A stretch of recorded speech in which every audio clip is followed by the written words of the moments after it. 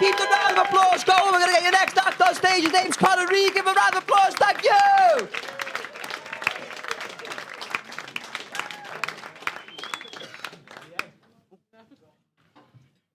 Hi, everyone. Are we all right? Yeah. Fantastic. Now, look at this. It's my first time ever in Liverpool. Give me a ooh. Thank you. I'm not great at manoeuvring right there. I've untangled myself. Thank you. No, first time in Liverpool. I did get a warning, a heads up that might be a bit rough here. All right. Now, I come from the north, but I've seen people, right, nick wheels off cars, but I've never seen them take them off a freaking wheelchair. I mean, come on, Liverpool, fucking hell. No, it's been pleasant so far, honestly, coming down to Liverpool. I know what you're thinking by me being on stage. Ooh, what a stereotype. I know. I'm also a Geordie, all right? So I'm a Geordie and gay. You could have pretended to look surprised at that, all right? Geordie and gay, I think it's fantastic being both, right? Because for me, there's two stereotypes working in tandem there. So I'm from a rough part of Newcastle, which means if you double cross us, I will kick your fucking front door in, all right? But as a gay man, if you're too nice to us, I'll have a go at your back door as well. No, I tell you, I must say, before I start, right, that I had a choice before I come here tonight. I had a choice. I've had just enough time to sit down, write a comedy set for you all, and practice and practice and practice. Oh, I had just enough time to do me hair. I'll let you lot decide which one I prioritised, honestly. I really did. But I've took a bit of time off stand-up comedy too, so I'm making a little bit of a return, because I'll admit I took a bit of time off towards the end of 2022. Now, I'll tell you why, and I don't want you to think I'm being a bit of a diva, but I took it off because I don't work winters, loves, all right? Bless you there, what you sniffing, eh? No, honestly, I don't work winters because I like me November and December off, because I spend my November and December in what I like to call homo hibernation, okay? It's a real thing. It's where I spend the winter sleeping, all right? With other men, of course, but you can't blame us. I do it in December, and after all, December is Christmas, and Christmas, as we all know, is the season of giving, all right? I'm not denying it. It's been quite the rebrand for a receiver like myself, but hey-ho, I gave it a shot. No, it is a nice place to be in here. I tell you what, the thing is, right, I love gigging in these little different places, but I do travel a lot. Where was that? Oh, that was that. I nearly skipped this question. I'm hesitant to ask it in Liverpool. It's a very proud working class city, all right? But who's excited for the coronation? Okay, next one. Usually get a pathetic in the voice, go, yeah, and it's like, you're not excited for the coronation, you just want a fucking bank holiday, don't you? There she is. Fantastic. No, I tell you, no, I don't mind the coronation because I've never had one in my lifetime. So I would consider going down. But I feel like at this point with hair like this, I've probably been banned from the coronation. Where you couldn't have me at the gates of Buckingham Palace. I think Diana's come back for a round fucking two, wouldn't they? And Diane, honestly, Diana's not my only lookalike. I hate Christmas time. Christmas time comes around, people go, Conor, do you know who you look like? The boy, his family go on holiday and he gets left behind. Home a fucking alone. Have you watched the Harry Potters? Do you know in Hogwarts, the one that bullies Harry all the time? Oh, God forbid I wear a speck of green, the blonde hair, they go, Draco Malfoy, is that you? I'd say no, but I do like to play on it.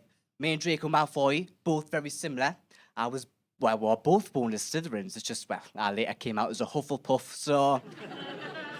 If you're a Harry Potter fan, wet yourself at it. That was fantastic. I was very proud of it. I'm dyslexic, you know. Wordplay is hard.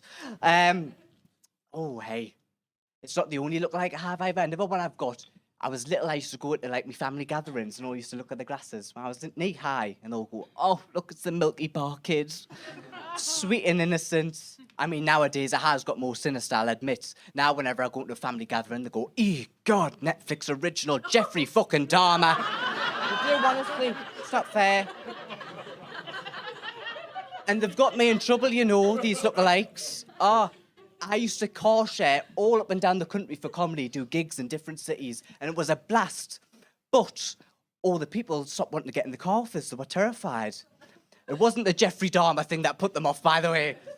But they all thought I was a bad omen since I do the Princess Diana joke, so they won't let us in, and they were shitting themselves in the back of the car. And now I have a friend, right, and he was driving, and we're on the way back to Newcastle. Now, he's not the one for superstition, but even he ducked and braced when we got to the Tyne Tunnel. I thought, oh, okay, fucking hell, take a joke, right. Anyways, we'll move on from Diana, give her a rest. Now that was, no, don't. I didn't mean that. No, it's wonderful, I tell you what, there's some shitholes though I've been to, you know, travelling up. But people think it's glitz and glam, there's been some shitholes. One of them I've been to, honestly, little secret, I can only describe the place as an attic. They had me performing in a friggin' attic space. I asked them where the dressing rooms were. They're literally pointed behind a curtain. I thought, hang on, I'm performing in a space that it's a dimly lit attic, and you're asking us to hide behind a curtain for the remainder of the night. I thought, am I here to do a stand-up show or an Anne Frank fucking tribute act? I thought, what you want us here for? You're fun, Liverpool, you are fun. Diana, little bit of Anne Frank, whoever next, we'll see. No, but it's been grand, for me, Leeds has been a funny place, Leeds. Have we got anyone from Leeds tonight? Well, I'll let you on a little secret, right? I was going to say I love Leeds, but since no one's here, I fucking hate Leeds, to be honest. I really do. I find I hate it because my ex still lives there, right? And I feel like I've blamed the city for the downfall of the relationship. Now, that's very immature. I've walked away. I've got some advice. So I find, personally, that you can always sense the health of a relationship by looking at the previous year's present. And the last present I got from my ex was a book for Christmas. Now, I'm a grateful person, ladies and gentlemen, but I got a fucking book for Christmas, all right? People say, well, Connor, it's the thought that counts. Well, I thought the thought was bloody well malicious. He got us a book when I'm dyslexic. I can't fucking read, honestly. I find buying I find buying a dyslexic person a book for Christmas is like buying a one-legged amputee a game of hopscotch. It's not fucking fair, all right? No, but I can't stand on stage and complain about being gay. I mean, I could have been straight, couldn't I? Oh, imagine. I did try. I put my fingers in and nearly lost them. I thought, fucking hell. I did. I didn't realise there was suction in there. Honestly, I got such a fright. I sound like me nana. I was going, eat, don't snatch. I thought, honestly. But I find the only way I could have been straight, right, if I was one of them men with 20 wives, okay? I think I could have done that, which is interesting because it sounds very macho, doesn't it? A man with 20 wives, very alpha. But I think it's ever so camp. I mean, really. A man with 20 wives, think of that ratio. That's one man and 20 women. To me, that's a hen party with that one gay best friend all the time. And I'm happy for that. But, hiya. You are so gone already, aren't you, love? But the thing is, right, I think it could have been a dangerous life too, being a man with 20 wives. I mean, if you take a normal man and wife relationship, right, and let's say he forgets the Valentine's Day cards and she kills them, by law, that's just murder. But if you've got 20 wives and you forget all 20 wives' Valentine's Day cards, you know, as long as they hold a meeting and unanimously vote and then kill you, is it murder or is it democracy? That is the question. Oh, it sounded like Shakespeare, didn't it? No. I tell you, no, before I go, I'll finish off on some gay stuff, as if we haven't started already. But 2023 is not a bad year to be gay, is it? Or is it? You tell me. Is it? No. 2023 for me, it's been all right, because I can say on stage I'm a happily, openly, proudly gay man. Now, I did do a gig in Hull recently. Now, I love Hull. Is there anyone in from Hull? No, I actually fucking hate Hull, actually. But I learned a very valuable lesson when I was in Hull, right? I learned I'm a happily, proudly, openly gay man, unless in fucking Hull. Honestly, the shithole it was. But I find being a parent in 23 as a gay man isn't worth my time, because I still think there's a lot of inequality between the gays and the straights, right? I'll give you an example. If you take two straight people, right, send them on a night out, and they come back, hook up, and one of them falls pregnant, usually the woman, right? Ups the daisy, it's an accident, it's fine. But if you take two blokes, send them on a night out, they come back, have a hookup, one of them falls pregnant, medical fucking miracle, apparently. And until I get a womb, it's not the same, okay? So I'm not going to be a parent. But I do think my options in 2023 are quite big. So I'm going to give you these options before I pop off, right? These are my options to have children in 2023.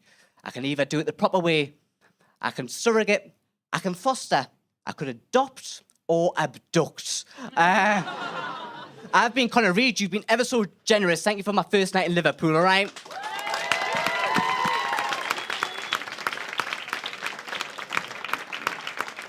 Give it up one more time for Connor Reid, ladies and gentlemen, and Jack Wilson as well in that section.